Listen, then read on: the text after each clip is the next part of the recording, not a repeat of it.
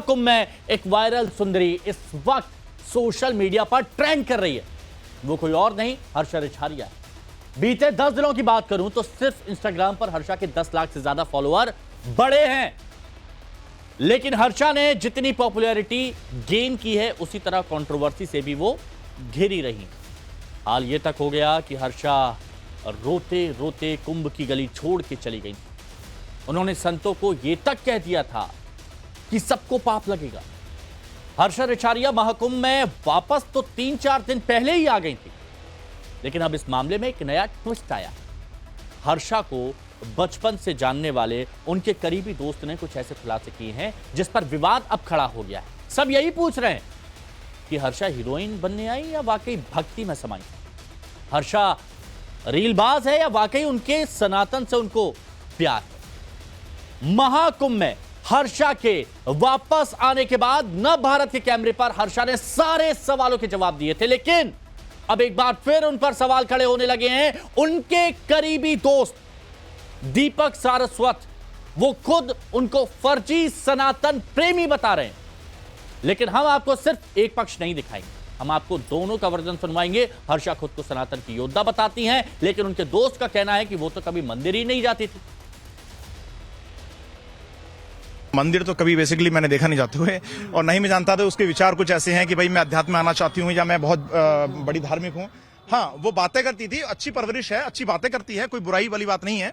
और हर्षा एक एंकरिंग अच्छा करती है, क्योंकि मैंने उसको एंकरिंग करते हुए देखा है, तो उसके लिए बड़ी प्राउडली कहता हूँ कि एंकरिंग करती है, मेरी दोस्त है, उस पर घमंड होना चाहिए। लेकिन इस बात पर मुझे बिल्कुल नाराजगी है कि भैया आप गेरुआ वस्त्र धारण करके साधु महात्माओं के साथ खड़े होके और चीप पब्लिसिटी करके आप फेमस होना चाहती हो, आप मिलियंस में फॉलोअर लेना चाहती हो, बाद में रोके चली जाती हो यहाँ से, क्योंकि आपका एम पूरा हो गया। आप आई थी पब्लिसिटी के लिए, 1.5 मिलियन फॉलोअर कर लिए और आप निकल लिए, ये बोल के कि लोग मुझे बदनाम कर रहे हैं। अरे भैया, आप तो साध्वी बन गई हो, साध्वी के लिए काम, क्रोध, मत्सर, लोभ, ईर्ष्या क्या है? मेरा कोई इतना खराब अतीत नहीं है। मैं एक प्रोफेशन से बिलोंग करती हूँ और मेरी ऐसी कुछ भी वीडियोस वायरल नहीं हुई। मेरा एक ड्रेसिंग सेंस था मेरे प्रोफेशन के हिसाब से। आज आप मीडिया पर्सन है, आप रिपोर्टर हैं, आप फॉर्मल पहनते हैं, ऋषि मुनि है वो भगवा पहनते हैं, हर किसी का अपना ड्रेस कोड होता है। वैसे मेरा भी था और कुछ भी इसमें इतना खराब जैसा कुछ भी नहीं था। और आज जब भी मैं मंदिर जाती हूँ, और कई सालों से जब भी मैं मंदिर जा रही हूँ, मुझे पता है कि मंदिर जाते समय किस तरह की मर्यादाओं का, परंपराओं का पालन करना है। मैंने हमेशा उन मर्यादाओं में मैं रही हूँ। खुद को कथित तौर पर हर्षा का करीबी दोस्त बताने वाले दीपक सारस्वत कहते हैं कि हर्षा ढोंगी है। ऐसे लोग सनातन के लिए बहुत बड़ा खतरा है। मैं तो उम्मीद लगाता हूं कि ईश्वर से कि वो चले और हर इंसान, हर सनातनी चले, लेकिन उसको पब्लिसिटी का जरिया ना बनाए। कितने साधु महात्मा एक्चुअल में बैठे हैं गली कूचों में, गांव शहरों में, जिनके नामो निशान नहीं पता किसी को, लेकिन वो बड़े तपस्वी हैं। मैं मिला हूं पर्सनली उनसे। लेकिन ऐसे लोग जो 2 दिन के लिए भगवा रंग धारण करेंगे, उसके बाद में 4 बातें करेंगे, रोएंगे धोएंगे, पब्लिक की सिंपैथी बटोरेंगे, उसके बाद चले जाएंगे, इनसे सनातन को खतरा है। मेरा प्रोफेशन जो था वो as an anchor, as an actor था, जिसको मैंने साइड में कर दिया है। ठीक है, अब एट प्रेजेंट मैं चाहती हूँ कि मुझे सिर्फ हर्षा के नाम से जाना जाए और मेरी एक पर्सनैलिटी हो जिसमें ये समझा जाए कि हाँ, मैं धर्म से जुड़ रही हूँ और मैं धर्म के लिए काम कर रही हूँ। आने वाले वक्त में भी मुझे ये देखा जाए कि हाँ, मैं समाज में धर्म को लेके, सनातन धर्म को लेके, जहाँ एक तरफ हम बात करते हैं कि हिंदू राष्ट्र की बात करते हैं, जब तक युवा हिंदुत्व को जानेगा नहीं, सनातन को जानेगा नहीं, सनातन सभ्यता और संस्कृति को जानेगा नहीं, हम कैसे बात कर पाएंगे हिंदू राष्ट्र की। हर्षा इस वक्त सोशल मीडिया सेंसेशन बनी हुई है। उनके दोस्त तो ये तक कहते हैं कि हर्षा ने जानबूझकर कुंभ का रास्ता चुना। वो फॉलोअर्स बढ़ाने के लिए किसी भी हद तक जा सकती हैं, किसी भी हद तक। कि सोशल मीडिया जो ट्रेंड बन गया है आजकल सोशल मीडिया का, कि सोशल मीडिया में छाने का एक छोटा सा ट्रेंड बन गया है कि सनातन के खिलाफ हो जाओ या सनातन के साथ हो जाओ। तो मॉडल्स, एक्टर्स जो मुझे लग रहा है कि ये नए फॉर्म में आ गए हैं, और हर्षा रिछारिया नहीं, ये सबकी कहानी है कि जो सनातन से थोड़ा भी प्रेरित नहीं होता, सनातन का भगवा चोला पहन के उसके साथ में खड़ा हो जाता है, साधु महात्माओं के साथ खड़ा हो जाएगा या फिर खिलाफ बोल देगा, तो तुरंत वायरल होएगा। क्योंकि ये आस्था का विषय है। सनातन जो संस्कृति है सबसे प्राचीन संस्कृति है, और महाकुंभ जैसी जगह पर आगे प्रचार करना अपना, वो भी इस तरीके से कि मैं साध्वी बन गई हूं। अरे साधक और साध्वी बनने के लिए क्या चाहिए, वो तो अब सीख ही नहीं पाएंगे। जैसा कि मैंने बताया कि मैं यहाँ समस्त संत समाज के आचार्यों के, बड़े बड़े ऋषि मुनि जितने भी तपस्वी है, मैं उन सबका आशीर्वाद प्राप्त करने आई थी। उन सब से बहुत कुछ सीखने, धर्म के बारे में बहुत कुछ जानने के लिए आई थी। और मैं अपनी इसी बात पे अटिक हूँ कि मैं अभी भी उनके लिए एक नादान बच्ची जैसी हूँ। हो सकता है जाने अनजाने मुझसे गलतियां हो रही हो, जिसका मुझे शायद एहसास ना हो रहा हो, क्योंकि एक बच्चे को हमेशा ये लगता है कि मैं तो सही हूँ, मैं क्या गलत करूँ, तो उस पे नाराजगी होगी। लेकिन अगर वो भी है तो मैं दिल से सबसे माफी मांगती हूँ।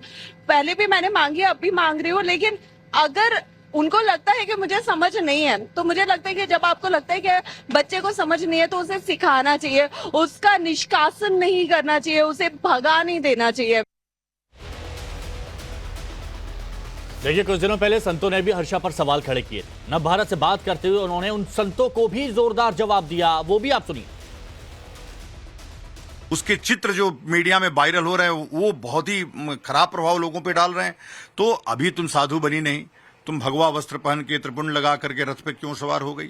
तुमने ऐसी रील पोस्ट किया कि तुम लगा कि तुमसे बड़ा कोई शंकराचार्य भी नहीं है यहाँ पे। तो ये सब चीजों को लेकर के मुझे आपत्ति थी। आपत्ति मुझे मजबूती से दर्ज करानी थी। मैंने मजबूती से उसके लिए कम, आचार्य के लिए ज्यादा दर्ज कराई। मैं किसी का भी आज नाम नहीं लूंगी, लेकिन उसके साथ साथ जितने भी हमारे साधु संत हैं वो सब बहुत अच्छा ज्ञान रखते हैं, बहुत अच्छा अनुभव रखते हैं और सारे वेद शास्त्रों को जानते समझते हैं। क्या उनको सच में लगता है कि हर्षा किसी को कोई मंत्र देने लायक हुई है? अभी हर्षा खुद मंत्र दीक्षा लेके यहाँ पे आई है। हर्षा को कुछ नहीं पता है, हर्षा सीख रही है, समझ रही है। तो मैं उनकी बेटी की तरह हूँ, कम से कम इतना भी मत बोलिए। दोनों पक्षों को सुनाना यहां पर बेहद ज्यादा जरूरी था। अब जो मेहमान हमारे साथ जुड़े हैं उनसे हम बात करते हैं और उनसे हम आपको मिलवाते हैं। हमारे साथ आज इस चर्चा में हर्षा के दोस्त दीपक सारस्वत जुड़े हुए हैं, साध्वी जया भारती जी धर्मगुरु हमारे साथ में जुड़ी हुई हैं, साध्वी चेतनानंद सरस्वती जी धर्मगुरु हमारे साथ में हैं, स्वामी उमाकांतानंद सरस्वती धर्मगुरु हमारे साथ में जुड़ी हुई हैं, डॉक्टर एच.एस. रावत साहब हमारे साथ में धर्मगुरु जुड़े हुए हैं, धर्मगुरु उमेशानंद जी महाराज धर्मगुरु हमारे साथ में जुड़े हुए हैं। आप सभी का बहुत बहुत स्वागत है। दीपक जी, सबसे पहले तो ये बताइए कि आप कैसे जानते हैं हर्षा को, कितनी पुरानी दोस्ती है आपकी? हर्षा को मैं पिछले 5-7 सालों से जानता हूं, जब मैं बॉम्बे था और ये एक्टिंग के सिलसिले में बॉम्बे आई थी और वहां इन्होंने बताया मुझे कि एक्टिंग का शौक है। ये पहले से इवेंट्स करती थी, एंकरिंग करती थी और अच्छी बात थी, मेरे लिए भी प्राउड वाली बात थी कि मेरे शहर की लड़की, मैं भी आसपास रहता था, ग्वालियर शहर से बिलोंग करता हूं मैं, तो मुझे अच्छा लगा कि चलो मेरे प्रांत की कोई लड़की अच्छा नाम कर रही है, तो मैंने सपोर्ट करने का निश्चय भी किया।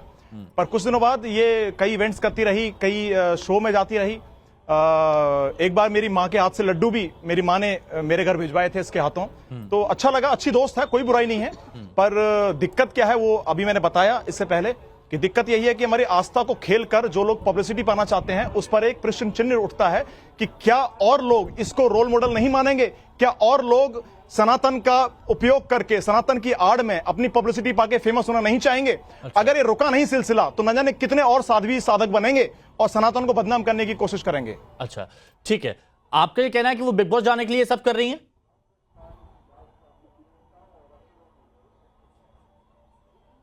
दीपक, फिर से बोले।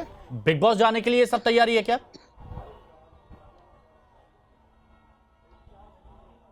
आवाज क्लियर नहीं आ रही है। मैं आपसे ये पूछना चाहता हूं, क्या बिग बॉस जाने के लिए बिग बॉस जाने की तैयारी देखिए, हाँ, मैंने आरोप नहीं लगाया बिग बॉस जाने की तैयारी है, पर हाँ कभी कहा था कि मुझे मौका मिलेगा तो बिग बॉस में जरूर जाऊंगी। और मैं भी देखो अप्रिशिएट करता हूं, एक लड़की जो मेहनत करके बिग बॉस में जाना चाहती है, एक्टिंग लाइन में जाना चाहती है, स्टार बनना चाहती है, हमें समर्थन देना चाहिए। और एक मर्द होने के नाते अगर औरत को सम्मान नहीं देगा तो मर्द किस बात का? तो मैंने कहा कि तुम बिल्कुल मेहनत करो। और भी लड़कियां गई हैं, मेरे और भी फ्रेंड्स हैं जो बिग बॉस से आई हैं, तो मैंने कहा कि हर संभव मैं भी कोशिश करूंगा। पर चूंकि हमारी बात ज्यादा चली नहीं, हमारे बीच कुछ अच्छी बनी नहीं, तो ठीक है। लेकिन बिग बॉस जाने का उन्होंने कहा था एक बार, और जाए, कोई आपत्ति नहीं है, लेकिन अच्छा, अब दीपक एक बात और बता दीजिए, फिर मैं और मेहमानों के पास आगे बढ़ूं। नकली लगा के एक बात और बता दीजिए, फिर मैं और मेहमानों के पास बढ़ूं, क्योंकि उन्होंने कोई विवादित बयान नहीं दिया। उन्होंने कहा कि मैंने अपनी पुरानी फोटोज को डिलीट नहीं किया ताकि लोगों को लगना चाहिए कि मैं पहले किस प्रोफेशन में थी, उस वक्त किस तरह के कपड़े पहनना मेरी जरूरत थी, लेकिन जब मेरा झुकाव सनातन के प्रति आया तो मैं अब यहां पर पहुंच रही हूं और मेरी आस्था यहां पर बढ़ती जा रही है। तो इसमें कुछ गलत नहीं है। मंदिर जाने के दौरान वो किस तरह की वेशभूषा पहनती है, कपड़े पहनती है, ये उनको पता है। तो आपको दिक्कत सिर्फ इस बात से है कि वो पहले कुछ और थी, अब कुछ और हो गई है? नहीं, मुझे दिक्कत इस बात से नहीं है। कोई भी इंसान कभी बदल सकता है। जब अंगुलीमाल डाकू रत्नाकर बदल सकते हैं और धर्म के प्रति इतने जागरूक हो सकते हैं, दुनिया को जागरूक कर सकते हैं, तो यह भी गलत बात नहीं है। आज दिक्कत मुझे किस बात से है, और मुझ जैसे तमाम सनातनी प्रेमियों को दिक्कत है इस बात से कि भाई तुम गेरुआ वस्त्र धारण करके रथ पे चढ़ी हो, आ रही हो और अपने आप को साध्वी बता रही हो। आपने इस बात को झूठ बोला कि आप उत्तराखंड की रहने वाली हो। जब आपकी पोल पट्टी खुलने लगी, जब आप मीडिया के सामने ज्यादा हाईलाइट हो गई, तब आपने अपनी हकीकत को बयान करना स्टार्ट किया। देखिए, आप इंस्टाग्राम, फेसबुक रील बनाने के लिए आप जो कर रही हैं अच्छी बात है, करिए, सनातन का प्रचार भी कीजिए, लेकिन खुद को साध्वी बता के, साध्वी बताने के बाद लोग आपके चरण छूने लगेंगे। साधक सिद्ध पुरुष बताने के बाद लोग आपके चरणों में गिर जाते हैं। क्या ये सही बात है? क्या और लोग इससे नहीं सीखेंगे? देखिए, ट्रेंड चला, पहले रोड पर रील बनाने का ट्रेंड चला, उसके बाद मी टू कैंपेन चला, ठीक है, कई ट्रेंड चले। एचएस रावत साहब, क्योंकि आप फ्रेम में है, एचएस रावत साहब, आपका क्या मानना है? अगर उनका ये कहा जा सकता है कि सनातन के प्रति आस्था बढ़ रही है, तो फिर दिक्कत क्या है इसमें? आपका क्या मानना है? देखिए हिमांशु जी, अगर कोई भी सनातन में आना चाहता है उसका स्वागत है, और वैराग्य कभी भी किसी को आ सकता है। विनोद खन्ना साहब बहुत बढ़िया एक्टर थे, लेकिन उनको अब वैराग्य आया तो वो ओशो के आश्रम में अमेरिका चले गए। और अभी एक मुस्लिम फिल्मी कलाकार थी, लेडी, बहुत अच्छी एक्टर थी, नाम मुझे नहीं पता उसका, उन्होंने इस्लाम को छोड़कर, इसको छोड़कर के फिल्मी हीरोइन को इस्लाम में चली गई। मीराबाई राजघराने में थी और उनको वैराग्य आया तो कृष्ण भक्ति में लीन हो गई। इसलिए किसी के ऊपर इस प्रकार से कटाक्ष करना, आरोप लगाना मुझे लगता है उचित नहीं है।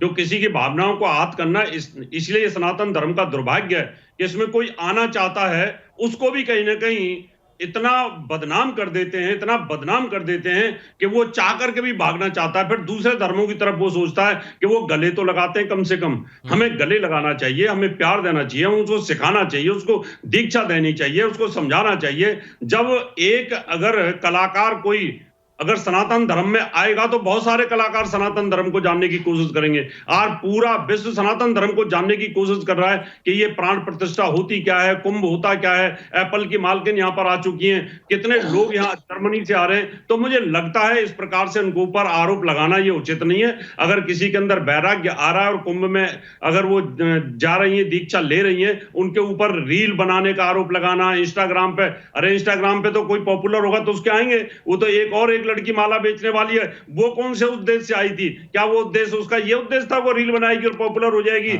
या वो बिग बॉस में चली जाएगी? वो तो मीडिया वालों की बात थी, उनको लगा तो उन्होंने उसको बात को आगे कर दिया। इसलिए मेरा मानना है हिमांशु जी, उनको आना चाहिए और खुल करके जवाब देना चाहिए।